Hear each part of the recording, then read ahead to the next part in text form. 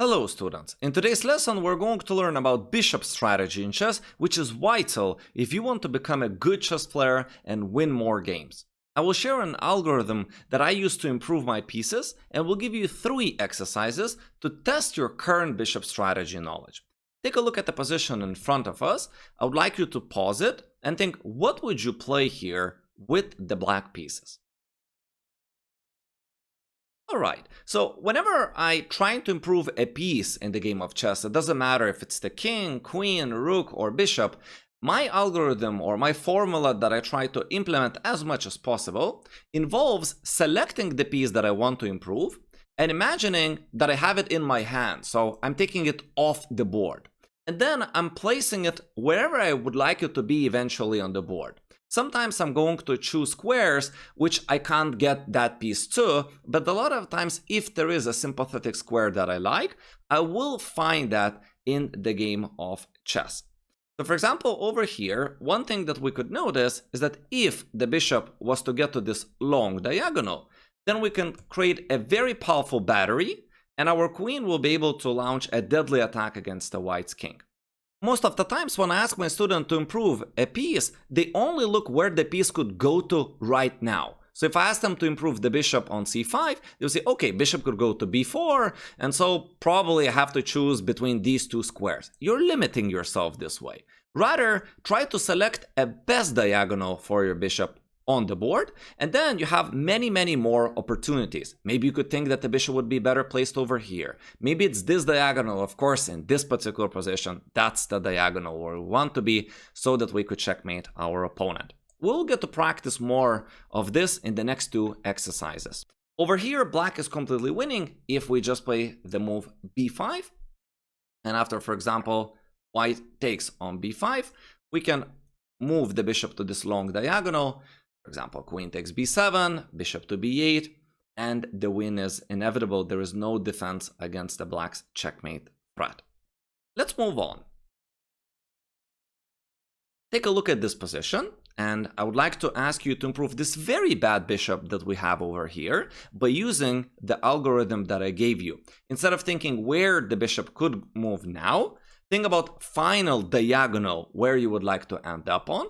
And let's see if you can find what the world champion Vladimir Kramnik came up with in this position. So where we would like to end up on is this diagonal over here. It's not only very active, but we would be aiming at opponent's queen and king. So what Kramnik played was queen to c1. Here, it's not the most sympathetic square, perhaps for the queen, but it gets the job done, and most importantly, queen is not getting hit.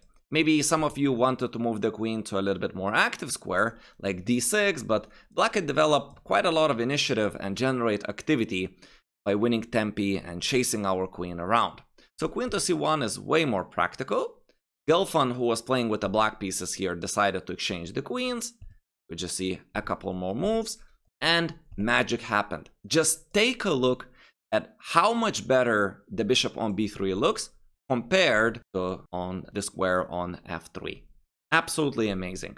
Let's take a look at the third example. Over here you're playing with the black pieces. I would like you to use the algorithm and make the black's bishop into a better piece.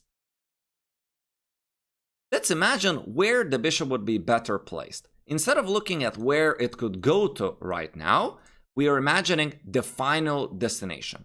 The bishop on d4 would look absolutely fantastically compared to the square g7. We're restricting the opponent's king. Maybe we could even conduct an attack in the future. Plus the bishop is blocking the d file, which prevents white from using it. And the bishop is relatively way more active on the square d4. What followed over here, with the black pieces, we have a legendary grandmaster Romanovsky. Black played rook to e6. White notices the open file and they're doubling up with the hopes of invasion.